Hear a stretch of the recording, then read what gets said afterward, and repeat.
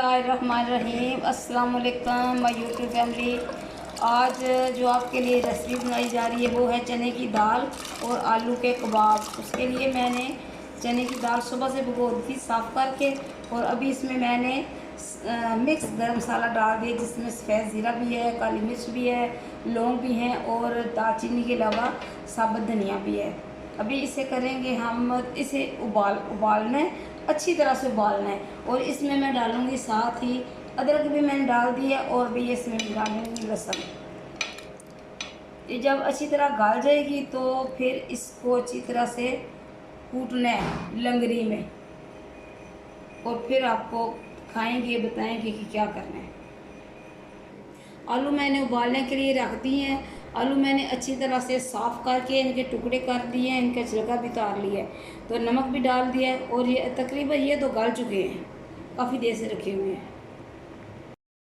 बिस्मिल्लाहिर्रहमानिर्रहीम। आलू मैंने उबाल के रख लिए थे। अभी इसमें मैंने धनिया डाला है, प्याज है, सब्ज़ मिर्चें, इनको मैंने अच्छी तरह से मैश कर लिया है। और इसके साथ मैं डालूँगी चने की दाल, इसको भी मैंने अच्छी तरह मैश कर ली है। इसमें मैंने डाला था अदरक और लहसुन, साबुत गरम मसाला मिक्स है जो, और इसे मैंने अच्छी तरह से लांगरी में कूट लिया है। अभी इसमें जो खुशक मसाले हैं वो डालेंगे, और फिर इसको करेंगे मिक्स।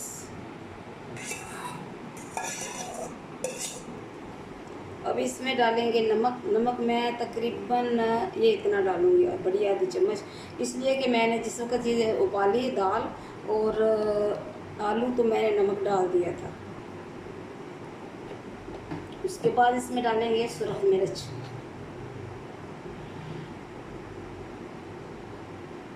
मैं हल्दी इसमें नहीं डालूँगी, इसलिए कि जो जब उसे डालते हैं तो उसे फिर उसमें से थोड़ा सा ना ऐसे उसकी उमक आती है। जब हम डालते हैं आंडी में सालन बनाने के लिए, तो फिर उसमें उसका मसाला अच्छी तरह से हम भून लेते हैं, तो फिर उसकी जो होती है ना खुशबू वो ख़त्म हो जाती है। इसमें मैंने मिक्स गरम मसाला डाल दिया। अभी हम इसको करेंगे मिक्स अच्छी तरह से। तो ये अभी मिक्सर मैंने तैयार कर लिया अच्छी तरह से। अभी इसे मैं रखूँगी 10 मिनट के लिए फ्रिज में। उसके बाद फिर ऑयल गर्म होगा, तो इसके बाद बनाएंगे हम कबाब। बिस्मिल्लाहिर्रहमानिर्रहीम। अभी मैंने कबाब बना लिए हैं। इनको मैंने थोड़ी देर के लिए फ्रीज़र में रखा था, और इसके साथ ही मैंने घी भी फ्राई पैन में डाल लिया है, गर्म कर लिया है। अभी हम इनको अंडे में डिप करके फ्राई करेंगे।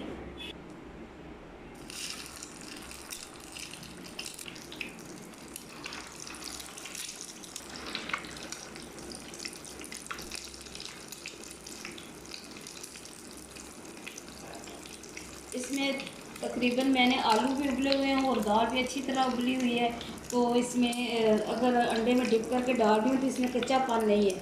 वैसे इसका बहुत अच्छा जायका बना है। थोड़ा सा इसमें दाल मैंने कहीं कहीं पे दाल है जो वो साबुत दाने भी हैं, लेकिन गली हुई है अच्छी तरह। बिस्मिल्लाहिर्रहमानिर्रहीम।